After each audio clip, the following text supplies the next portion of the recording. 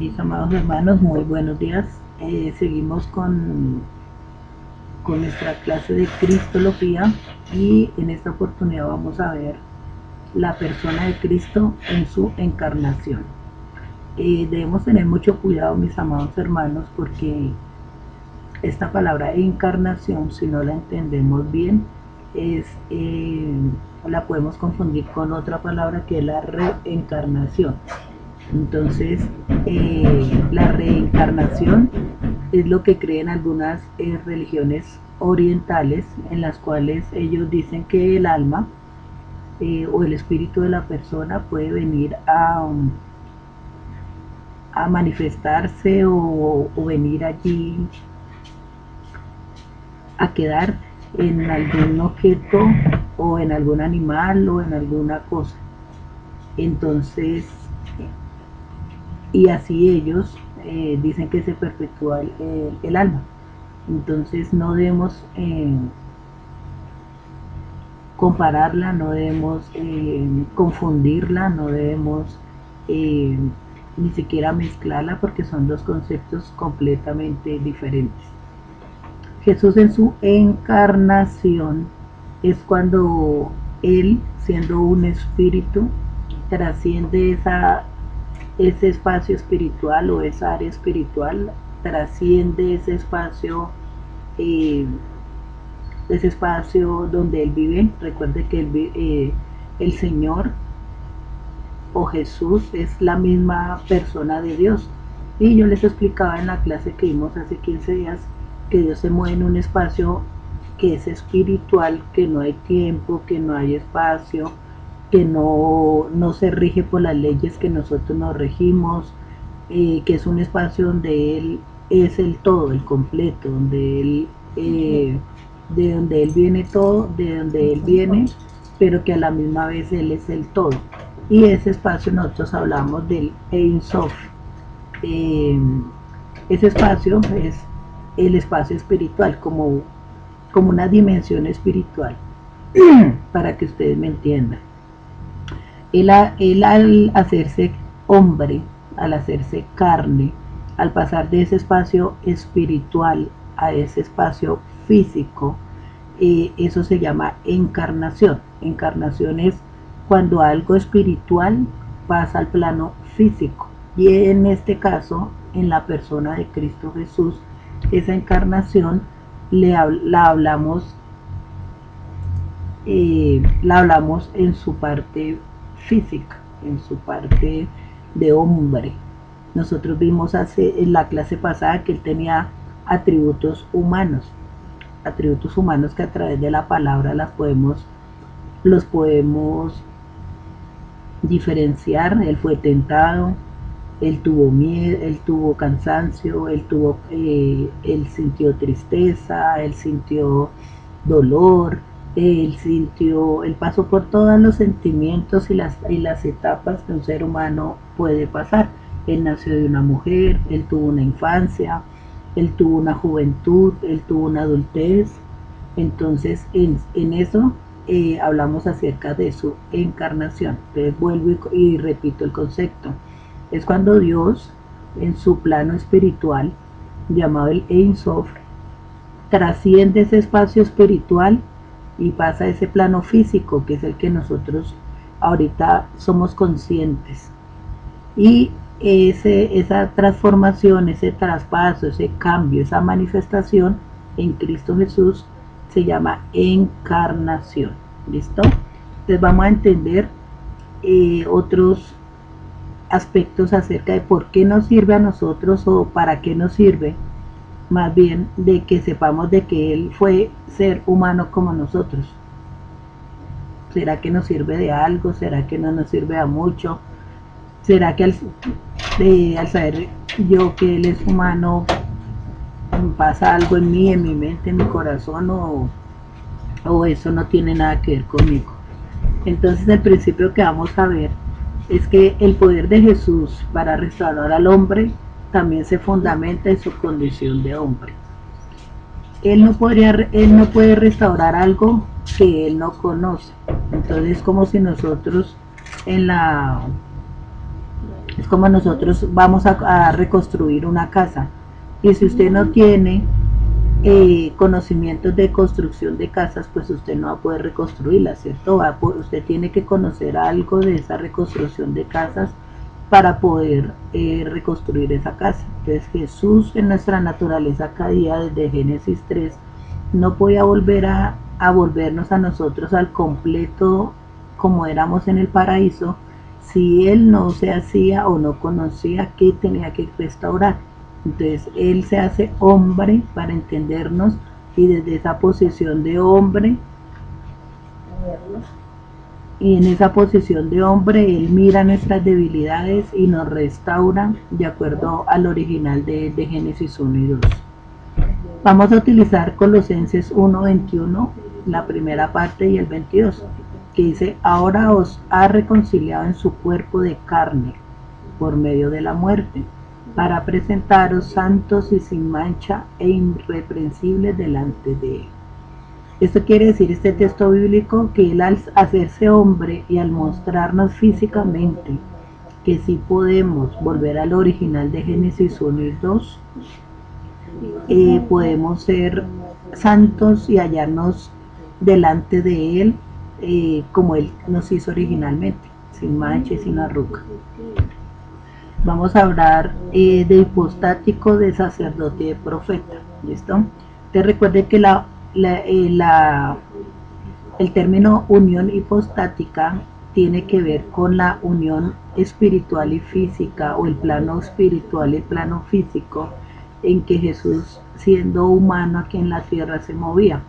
Entonces, cuando él hacía milagros en la transfiguración, cuando subió al cielo, cuando multiplicó los panes y los peces, cuando caminó sobre el mar de Galilea, cuando liberó los demonios, cuando levantó de la tumba a Lázaro, estaba manifestando su plano espiritual, su plano sobrenatural. Al él sentir el cansancio, el hambre, el sueño, la tristeza, el dolor, aún la misericordia, la compasión que nos habla la palabra, él está manifestando su parte humana. Entonces no es que él sea un complemento entre humano y espiritual, sino que él en su totalidad fue humano y en su totalidad él fue esa parte espiritual o esa parte o esa manifestación de Dios aquí en la tierra. ¿Listo? El sacerdote, como nos dice ahí, es una persona que estaba establecida desde el Antiguo Testamento. Eso está establecido desde el Levítico aún. Desde Éxodo, si ustedes leen los últimos capítulos, nos habla acerca del tabernáculo de Moisés, y al estar el tabernáculo de Moisés se crea el cargo, la función del sacerdote. Y el sacerdote es la persona que tiene que ver con todo lo del templo. El sacerdote es la persona que presenta los sacrificios ante Dios. El sacerdote es el que se presenta ante Dios para redimir a su pueblo de los pecados y para presentar las ofrendas de gratitud, de agradecimiento a él. Ese es el sacerdote. Entonces vamos a ver Jesús como es nuestro sacerdote, cuando coge ese rol. Profeta quiere decir que es un anunciador, pero es un anunciador no solamente de esos profetas que se levantan en estos tiempos, que nos prometen casa, carro y beca, así yo peque y así yo no tenga mi relación restablecida con el Señor, con mi Padre Celestial. El profeta es el que confronta, el profeta es el que me lleva a un arrepentimiento, el profeta es el que me corrige y me dice por qué camino debo llevar. Un profeta es el que me dice las cosas futuras que van a suceder, es el que anuncia de parte del Señor algo especial para su pueblo.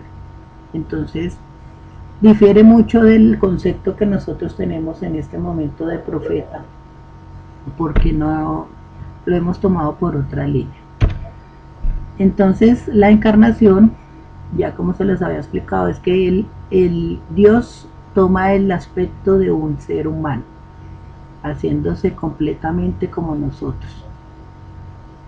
que tiene unas características especiales, sí, pero se hace humano. ¿Por qué Jesús se encarnó? Porque era necesario que se revelara al Padre, porque era necesario pagar la deuda del pecado de Génesis 3. Recuerde que el Señor dice en su palabra que al momento que Adán y Eva tomaran del árbol de la ciencia del bien y el mal, ellos iban a morir. Y allí hubo una muerte. En Génesis 3, si ustedes se dan cuenta y leen, allí atentamente dice que el Señor los cubrió con una piel de un animal. Ese animal debía ser especial. Ese animal debería tener algunas características para que sirviera de vestido del ser humano y tapara en algo el pecado y la condición caída que el ser humano comenzó a experimentar allí. Entonces, era necesario que el Señor en su justicia llegara y nosotros como seres humanos llegáramos a pagar esa deuda que teníamos con Dios, para reconciliar al hombre con Dios por la naturaleza caída, para destruir las obras del diablo. ¿Por qué para destruir las obras del diablo? Porque nosotros como seres humanos en Génesis 1 y 2 teníamos la soberanía, la tenía el Señor, la tenía Dios, la tenía Jehová, la tenía Yahvé, la tenía Elohim, póngale el nombre que quiera, pero la tenía Él sobre su creación, y el ser humano, al desobedecerlo, pasó esa soberanía que Dios le había relegado a él, a Satanás, al obedecerlo a él y seguir los consejos o los lineamientos que él comenzó a dar. Entonces Satanás tenía la potestad, tenía el poder, tenía el gobierno sobre esa creación caída, porque nosotros voluntariamente se la dimos allí en Génesis 3. ¿Para qué más Jesús se encarnó? Para darnos y mostrarnos físicamente que sí podemos vivir una vida agradable al Señor en todas las áreas de nuestra vida, que sí se puede, y cómo debemos vivir esa vida delante de Él. ¿Para qué más? Para servir de sumo sacerdote a favor de la humanidad. Recuerden que el sumo sacerdote era el que tenía que ver con todo lo del templo y era el que ofrecía ese sacrificio ante Dios por los pecados del pueblo. Entonces el Señor Jesús se ofreció al mismo. Entonces Él como sumo sacerdote se ofrece al mismo para restaurar y pagar la deuda que la humanidad tiene con el Padre al momento de pecar en Génesis 3. Entonces ahí es donde Él toma el rol de sacerdote. Beneficios que nosotros tenemos que Él que Él haya tenido encarnación, porque conocemos a Dios. Recuerde que en el Antiguo Testamento nadie había podido ver a Dios. Y ahí en Éxodo 33, 18 a 20 habla de que Moisés vio las espaldas de Dios, pero no vio a Dios. Dice que Moisés hablaba como si fuera cara a cara, mas no que Moisés lo vio cara a cara. Y nosotros a través de Jesús podemos ver a ese Dios revelado, encarnado, hecho hombre cara a cara y no morir. Porque ¿qué más beneficios obtenemos nosotros en la encarnación de Cristo? De que somos redimidos de nuestros pecados. Porque recuerde que en Romanos 3:23 dice que por cuanto todos pecamos estamos destituidos de la gloria de Dios. Entonces allí en Hebreos nos habla de que Él se presentó ante el Padre como el único y el mejor sacerdote al ofrecerse Él mismo como sacrificio por ese pecado cometido, para la restitución del hombre con Dios, o la humanidad con su creador. Mire tan hermoso eso, que muchas veces como que no lo comprendemos, no lo profundizamos, y como nos recitaron Juan 3:16 ahí a lo loco, nosotros decimos, nada, eso ya como es gratis, entonces eso no vale, eso no nada. ¿Listo? La unión hipostática, entonces recuerde que la unión hipostática es la unión humana con la unión divina de Jesús 100% en sus dos conceptos. Y allí vemos los oficios que tiene el Señor Jesús. Entonces ahí vamos adelantando un poquito de los oficios del Señor Jesús. Entonces el Señor Jesús como Salvador, ya lo vimos, como esa persona o ese sacrificio perfecto para que nosotros como una humanidad fuésemos restaurados con nuestro Creador, con nuestro Padre, como siervo, porque Él no viene a humillar a la humanidad en su condición de Dios. Él lo hubiera podido hacer, le hubiera dicho, mire, yo puedo traer ángeles, mire, yo puedo cambiar la rotación de la tierra, mire, yo puedo hacer salir el sol de noche, mire, yo puedo hacer que llueva, mire, yo puedo hacer, y yo sí soy el, el que lo puede hacer como Dios, y ustedes son mis subalternos, y ustedes son los que me tienen que rendir esa complacencia, esa reverencia, porque yo soy fuerte y poderoso, y si no me hacen caso entonces los destruyo. Mire que eso es algo que como hijos de Dios no lo entendemos, porque Él vino a ser ese servidor de la humanidad. Él vino a ser ese que vino y tendió la mano a esa humanidad caída, el que vino y mostró la luz a esa humanidad en oscuridad, el que vino aún a despojarse a sí mismo para dar a otros y para darnos a todos la salvación. Él vino a mostrarnos de que el Señor no es ese Dios bravo allá sentado en un trono esperando el día del juicio, sino un Dios cercano que el que quiera se pueda acercar a Él. Y nosotros deberíamos reflejar eso mismo con nuestros hermanos en la fe. Y yo creo que estamos un poquito embolatados en ese sentido, porque nos creemos aún muchas veces iguales o superiores a Dios por un rango, por un cargo, por una función, por unas tareas, por, por cosas inmerecidas que Dios pone en nuestras manos y que solamente es para su gloria y su honra, pero no lo tenemos claro y nos dejamos vanagloriar. Y, y el Señor muchas veces nos permite que suframos esa caída o esa, por amor y misericordia hacia nosotros, ese proceso de perder esa función, ese rango, para darnos cuenta que no somos nada delante de Él. Jesús como profeta. Entonces, profeta, ¿por qué? Porque si usted se da cuenta allí en Mateo 24 y 25, Él vino a hablar acerca de las cosas que sucederían en el fin. Él anunció eventos futuros. Él vino al pueblo, a la humanidad, a su pueblo, a sus escogidos, a decirles que estaban mal, que era necesario que se arrepintieran para volver al camino. Entonces eso hace un profeta. Jesús nunca les prometió casa, carro, beca, empresas, nunca les prometió que todo iba a ir bien, nunca les prometió que iban a tener empleo, nunca, nada. Él no les prometió nada de eso. Él les dijo, bueno, este es el caminar que debemos hacer con el Padre. Si no se arrepienten, ahorita que está cerca Dios, estoy yo acá, ustedes van a sufrir las consecuencias más adelante, y eso es lo que va a pasar en el futuro. Como sacerdote, ya les expliqué, él se presenta a sí mismo como ese que ofrece sacrificio, se ofrece él mismo para restituir al hombre con su creador. Como rey, él viene a hablar acerca del reino de los cielos, pero no como un rey de los de la tierra, no como un rey de los que tienen ejércitos y con poder vienen y conquistan, sino que es un rey que a través del amor y de las leyes que hay en el reino, que son sus mandamientos, viene a establecer nuevamente todas las cosas con el Creador como era en Génesis 1 y 2. Jesús como maestro, si ustedes se dan cuenta, ese es como el título por el cual lo conocemos a Él. Y Él es maestro porque no solamente se sabe la ley, sino la pone en práctica. Él no solamente es maestro porque la pone en práctica, sino porque la explica y la pone en cosas sencillas, en la cotidianidad de la gente, en el día a día de la gente, para que la gente lo pueda hacer. Y eso es lo que nosotros como maestros ya en L5 debemos hacer. El maestro no es solamente el que está delante de un grupo de personas dictando un curso. No, yo con mi vida debo ser maestro. La gente debe ver en mí algo diferente. Yo con mi actitud, con mi hablar, con mi actuar, con mi forma de vivir, debo ser un ejemplo para los demás.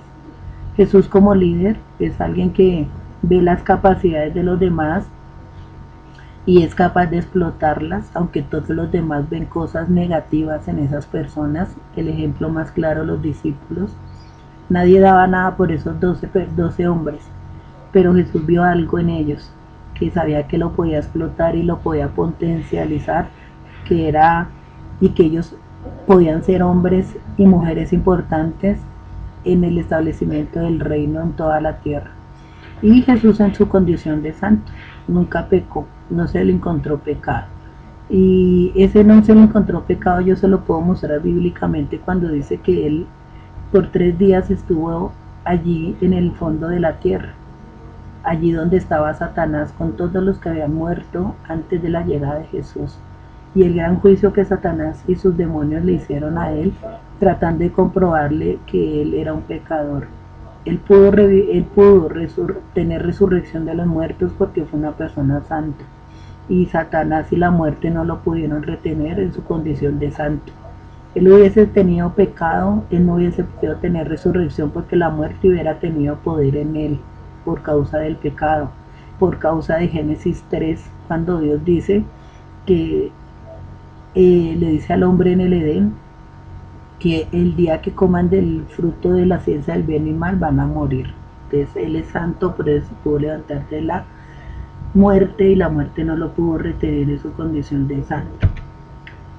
¿Cuál es la conclusión de este tema de la encarnación de Cristo? Jesús, siendo hombre, pudo cumplir esa misión importante que el Padre le dio.